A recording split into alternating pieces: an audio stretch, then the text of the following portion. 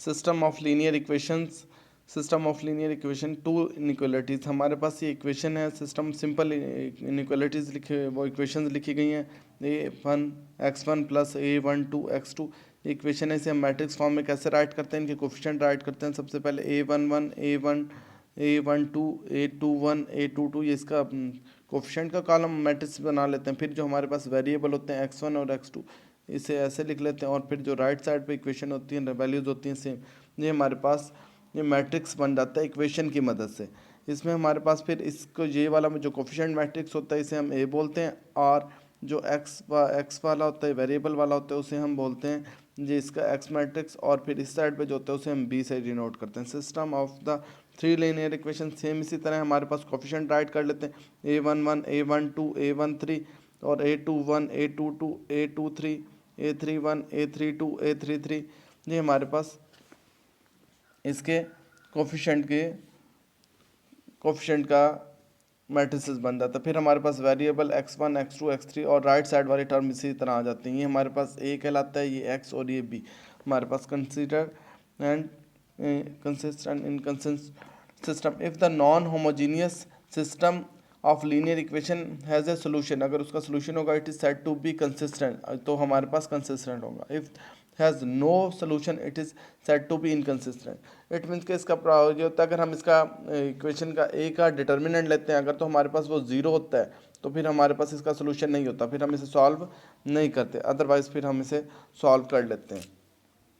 देखिएगा हमारे पास matrix inverse method से मैं आपको सॉल्व करना सिखाता हूँ। ये हमारे पास इक्वेशन दी हुई है 3x1 minus 2x2 plus x3 is equal to 1, 5x1 plus 6x2 plus 2x3 is equal to 2, x1 minus 3x2। इसका हम पहले कोफिशिएंट का मैट्रिक्स लेते हैं। कोफिशिएंट का मैट्रिक्स हमारे पास 3 माइनस 2 1 5 और फिर 6 और फिर 2, और इसमें हमारे पास फिर नीचे हमारे पास यहाँ बन जाएगा x1, तो x1 की वैल्यू 1 है, x2 नहीं है, उसकी जगह 0 राइट कर देते हैं, x3 की जगह हमारे पास ये -3 है, और फिर हमारे पास वेरिएबल x1 x2 x3 है, ये वेरिएबल बन जाएंगे हमारे पास।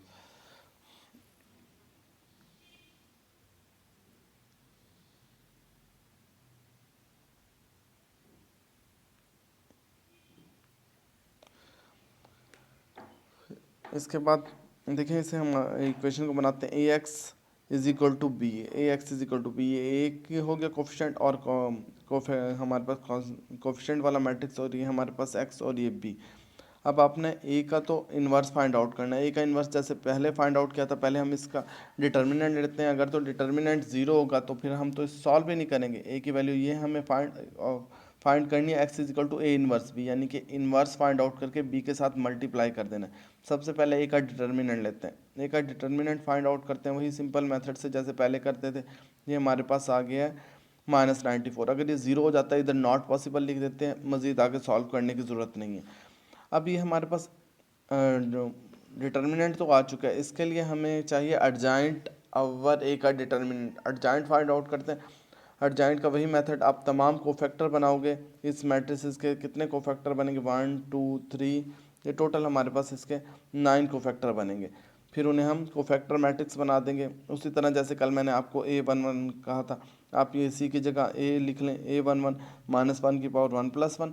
जब हम फर्स्ट एलिमेंट लेंगे तो हमारे पास ये रो और कॉलम स्किप हो जाएगा, तो फर्स्ट में हमारे पास 6 2 0 -3 ये इसका डिटर्मिनेंट बनेगा। 6 क्रॉस -3 -2 क्रॉस 0 क्रॉस 2, इसका डायरेक्ट उन्होंने आंसर लिखे हैं। तमाम 6 के 6,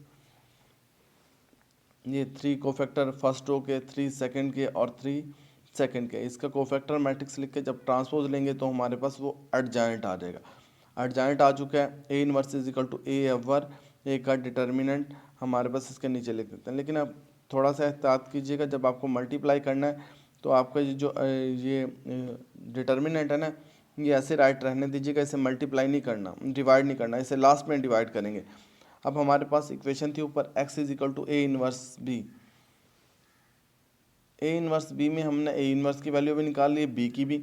अब दोनों को मल्टीप्लाई करते हैं, ये a इनवर्स की वैल्यू आ गई और ये b की, ये 1/94 ऐसे राइट रहेगा, इसे हम मल्टीप्लाई करते हैं। फर्स्ट रो लेते हैं, फर्स्ट कॉलम से मल्टीप्लाई होगा 18 क्रॉस 1 -6 क्रॉस 2 -10 क्रॉस 3, ये तमाम इस रो में।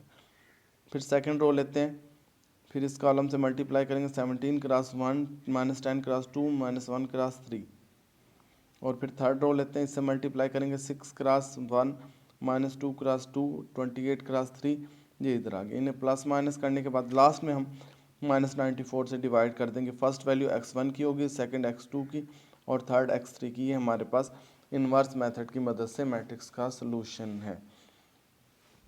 अगर आपने चेक करना जो आपके पास ये वैल्यू निकली x1 x2 x3 की, ये किसी भी इक्वेशन में पुट कर दें, तीनों इक्वेशनों में से, तो आपकी चेकिंग भी हो सकती है, वेरीफाई भी हो सकता है कि आपका आंसर करेक्ट है या नहीं।